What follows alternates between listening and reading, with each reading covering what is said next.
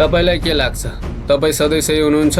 हामी सबैलाई लाग्छ म जे सोच्दैछु त्यो नै सही हो, तर यो च्याप्टरले भन्छ तपाई गलत हुनुहुन्छ र म पनि गलत छु।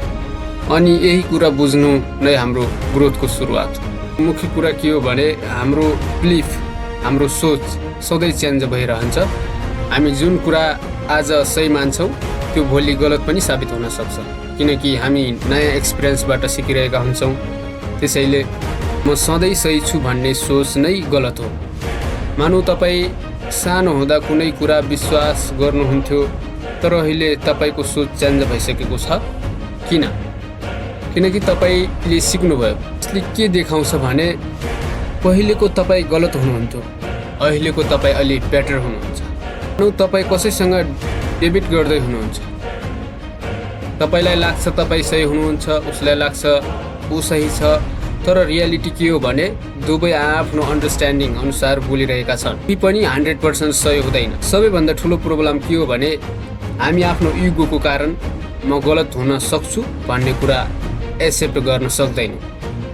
हामी सधैँ सही देखिन चाहन्छौँ, तर यही सोचले हामीलाई सिक्नबाट रोक्छ। जब तपाईँ एक्सेप्ट गर्नुहुन्छ म गलत हुन सक्छु, त्यही बेला तपाईँ सिक्न तयार हुनुहुन्छ अनि तपाईँ ग्रो गर्न थाल्नुहुन्छ। किनकि ग्रोथ भनेको नै पुरानो बिलिफ चेन्ज गर्नु हो, पुरानो विश्वासहरूलाई, पुरानो कुराहरूलाई चेन्ज गर्नु, मोडिफाई गर्नु, अपडेट गर्नु। यस च्याप्टरको डिप कुरा के छ भनेपछि लाइफमा पर्फेक्ट नलेज कसैसँग पनि हुँदैन। हामी सधैँ कोही न कोही गलत हुने नै गर्छौँ, तर त्यो नराम्रो होइन। त्यो नै लर्निङ प्रोसेस हो, सिकाइको बाटो हो, सिक्ने प्रक्रिया हो। आजदेखि यी कुराहरू तपाईहरूले लाइफमा याद राख्नुहोस्, जो कि तपाईँलाई अगाडि बढ्नको लागि निकै हेल्पफुल हुनेछ।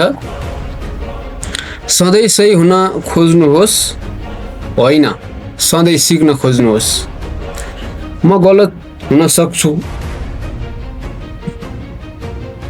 हुन सक्छु भन्ने सोच तपाईँलाई अगाडि बढाउँछ। यही नै रियल इन्टेलिजेन्स हो। यदि तपाईँलाई यस्तो डिप र प्र्याक्टिकल ज्ञान मनपर्छ भने ज्ञानको भण्डार युट्युब च्यानललाई सब्सक्राइब गर्न नबिर्सनुहोला। यस्तै पावरफुल कन्सेप्टका लागि हामीसँग जोडिन नभुल्नुहोला। जोडिराख्नुहोस्।